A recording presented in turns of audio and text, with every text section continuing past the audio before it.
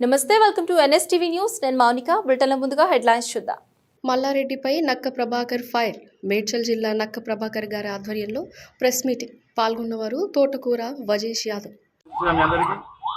మల్లారెడ్డి పిచ్చి మల్లారెడ్డి ఆ పిచ్చి మల్లారెడ్డి మన పోయిండు, బీజేపీలో ఢిల్లీలో పోయిండు, ఢిల్లీలో ప్రయత్నం చేసిండు, అక్కడ కాలేదు. మళ్ళీ ఏం చేసిండు, కాంగ్రెస్లోకి వస్తా అని చెప్పేసి మా అందరు నాయకులకు ఫోన్ చేస్తుంది. మల్లారెడ్డి, నువ్వు 10 సంవత్సరాలు ప్రజలను మోసం చేసి ప్రజాధనాన్ని మొత్తం దోసుకున్నావు. ఇలా నిజంగా కూడా నీ చిత్తశుద్ధి ఉంటే ఎక్కడెక్కడ భూములు కబ్జాలు పెట్టినవో, ఎఫ్టీఎల్ భూములను కబ్జాలు పెట్టినవో అవన్నీ కూడా మాకు హ్యాండ్ఓవర్ చేయి, ప్రభుత్వానికి హ్యాండ్ఓవర్ చేయి, అప్పుడు ఆలోచిస్తాం. అప్పటిదాకా కూడా వచ్చే ప్రసక్తి లేదు.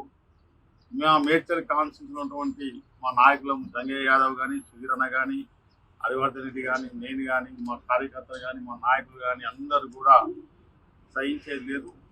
మల్లారెడ్డి వస్తే తరిమి కొట్టేది ఖాయం.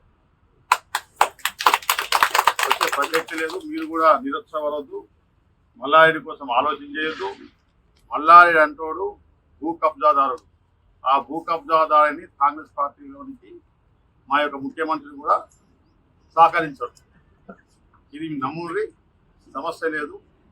ఈరోజు కూడా కొన్ని కాలేజీలు కూడా మొత్తము ఆయన ఎఫ్టీఏలకు కట్టిన 8 ఎకరాల భూమి కూడా ఈరోజు కూలవడం జరిగింది కలెక్టర్ గారు.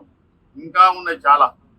అవన్నీ కూడా పట్టణానికి మా యొక్క ప్రభుత్వ ధనాన్ని ఎక్కడెక్కడ దోసుకుందో అవన్నీ కూడా ప్రభుత్వానికి స్వాధీనం చేసుకున్నంత వరకు విషయ ప్రసక్తి లేదు మళ్ళీ. కాబట్టి మీ అందరూ కూడా పత్రికా సోదరులు కూడా సహకరించాలి. మీకు కూడా ఎన్నో మోసాలు చేసిండు, అన్నీ తెలుసు మీ అందరికీ, మీకు చెప్పవసరం లేదు. ఇలా ఆ మోసాలన్నీ కూడా మీకు తెలుసు. మా సంజయ్ యాదవ్ కానీ, సుధీర్ అన్న కానీ, హరివర్ధన్ రెడ్డి కానీ, అందరం కూడా మీకు కూడా పత్రికా సోదరులకు, ఎలక్ట్రానిక్ మీడియా వారికి కూడా తప్పకుండా సహకరిస్తాం. మీరు